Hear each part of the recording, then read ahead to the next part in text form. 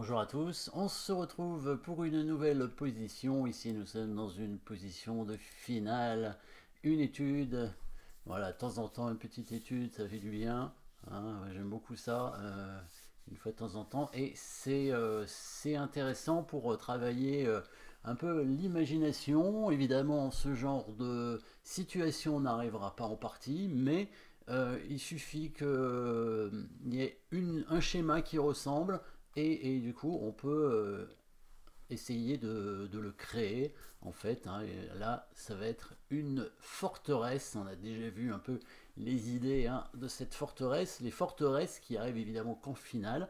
Donc la forteresse, c'est le fait de bloquer une pièce, hein. Ça va être ici une dame, parce que dans cette position, les blancs ne pourront pas arrêter le pion passé des noirs. Et par contre, cette dame va se retrouver enfermée, bloquée, et malgré le retard matériel des Blancs, les Blancs gagneront quand même, hein. On ne va même pas faire nul, hein, ici. Alors, on n'a pas tant de matériel que ça, de retard finalement, hein. Si on regarde bien, on a un fou, un pion et un cavalier contre une future dame, et on aura même deux pions, puisque le pion noir disparaîtra du coup. Donc on a un peu de matériel en moins, mais a priori en finale ça peut faire nul, hein, même si il faudrait quand même que les pièces blanches, les pièces soient bien regroupées pour que la dame ne puisse pas les attaquer. Mais ici la dame va être tout simplement enfermée, et on va commencer par les coups forcés évidemment. Coups forcés, bah, il y a un échec dans cette position. Alors à savoir que dans les études, très souvent, les échecs sont des bons coups, hein, dans tous les cas. Et pourquoi? Parce qu'en finale, faire échec, c'est souvent un bon coup, hein, contrairement à l'ouverture ou voire au milieu de partie. Milieu de partie, c'est pas tout à fait sûr que ce soit un bon coup en général. En finale, c'est souvent un bon coup par contre. Et là, on a un bon coup. Et oui, on a un bon coup. On a le pion qui avance de deux cases et qui fait échec, tout simplement. Donc là, le roi n'a qu'une case. Donc là, ce sont vraiment des coups forcés, hein. Le roi vient en D5, il n'a pas le choix. Maintenant, on va... Alors déjà, on remarque le roi noir qui a déjà plus beaucoup de cases à sa disposition, hein, puisqu'il y a déjà les deux pions ici qui contrôlent les cases en C5 et en D4. Le roi blanc qui contrôle les trois cases ici, surtout les cases D6 et E6, puisque le pion en C6 bloque de toute façon le roi. L'autre pion qui contrôle la case en E4, donc il ne reste plus que la case en E5, et on va la contrôler avec du coup la pièce qui nous reste, le cavalier. Alors le fou, hein, j'ai oublié le fou, qui contrôle évidemment la case en C4, hein. Le fou il contrôle les cases blanches bien entendu. On va contrôler maintenant la dernière case du roi en amenant le cavalier en G4. On amène le cavalier en G4. Voilà, le roi noir n'a plus de cases. Donc maintenant, de toute façon, on ne pouvait pas arrêter le pion, hein. Le pion fait dame, quoi qu'il arrive. Donc le pion va à dame, évidemment. Et maintenant, il faudra, maintenant qu'on a bien bloqué le roi, il va falloir bloquer la dame.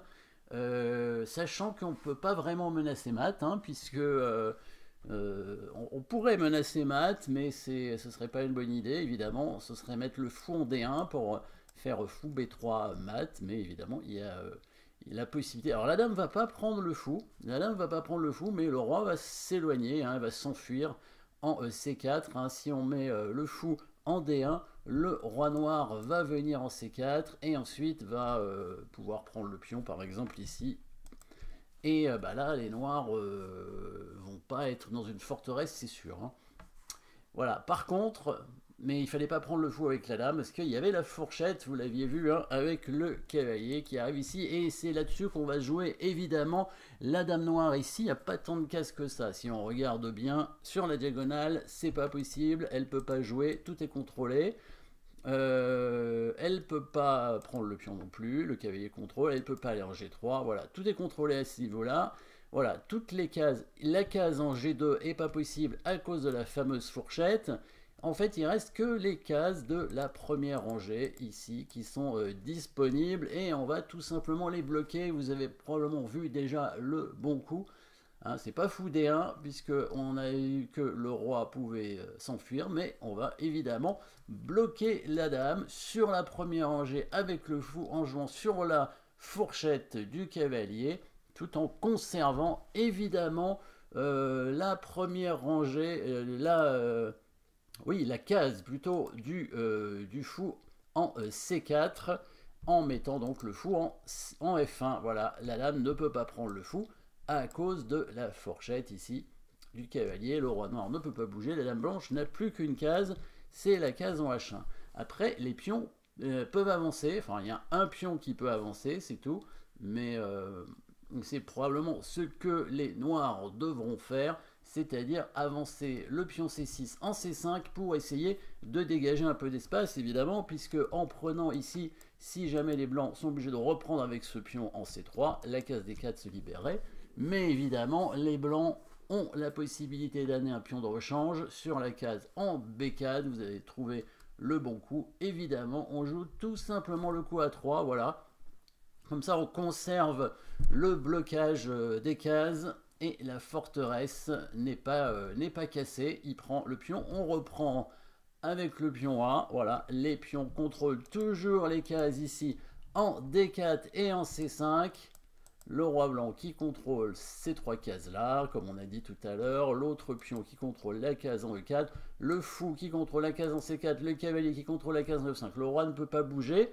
Il n'y a pas de patte, évidemment, puisque la dame noire peut bouger, et elle va être obligée de bouger, c'est le Zugzwang, il n'y a pas le choix, la dame noire est obligée de bouger, elle pourrait se sacrifier à la limite, hein, à partir du moment où le roi noir ne peut plus bouger. Le problème, c'est que les blancs peuvent faire un échec, évidemment, et du coup, forcer le roi à bouger, ou alors, par exemple, cet échec ici, hein, admettons, la dame vient en G3, hein, si la dame vient en G3 ici, on ne peut pas la prendre parce que c'est patte, mais les blancs peuvent faire un échec, hein, n'importe lequel, avec le pion, voire avec le cavalier finalement. À partir du moment où la dame ne peut pas prendre le cavalier, on reprendra ensuite la dame avec le pion.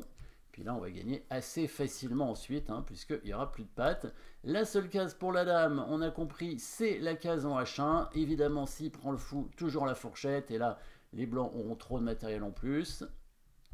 Donc on met la dame en H1. Ben, c'est un coup d'attente un petit peu, hein, finalement. Les noirs, ils sont obligés de jouer un coup. Hein. Voilà, maintenant, eh ben, il va falloir progresser avec les blancs quand même et rester sur la forteresse. Maintenant que la dame est en H1, on va jouer sur de nouvelles fourchettes, puisque la dame noire étant sur case blanche, on a la possibilité de l'attaquer avec le cavalier en F2, mais on va pas le faire évidemment tout de suite parce que sinon il va prendre le fou. Hein. Il faut que le cavalier puisse encore faire cette fourchette, donc défendre indirectement le fou. Il faut aussi que le pion soit protégé. Par contre, ça veut dire que si le roi noir vient sur la case en E4, eh ben, il y aura une fourchette. Donc, qu'est-ce qu'on fait? On peut libérer tout simplement cette case en poussant le pion. Et oui, et c'est une menace de mat. C'est une menace de mat, vous avez vu. La menace de mat, évidemment. Le pion, maintenant, qui contrôle cette case. Le cavalier n'a plus besoin de la contrôler. Par contre, il y a cette case qu'il va falloir qu'il contrôle s'il veut faire mat. Et le cavalier peut donc faire en même temps échec et protéger cette case. Donc la menace, c'est bien cavalier F6 mat, tout simplement. Là, si les noirs ne peuvent plus attendre, hein, donc s'il bouge sa dame à nouveau, voilà, c'est directement mat avec le cavalier. S'il prend le fou, et a toujours la fourchette. Et si le roi vient sur cette case, évidemment, eh ben, le cavalier fait aussi la fourchette, tout simplement, pour gagner la dame. Donc ici, il n'y a plus de coup hein, pour les noirs, hein, puisqu'il y a une menace de mat. Soit il bouge son roi, mais il y a la fourchette. Soit peut-être le mieux, c'est de prendre le fou. On fait échec.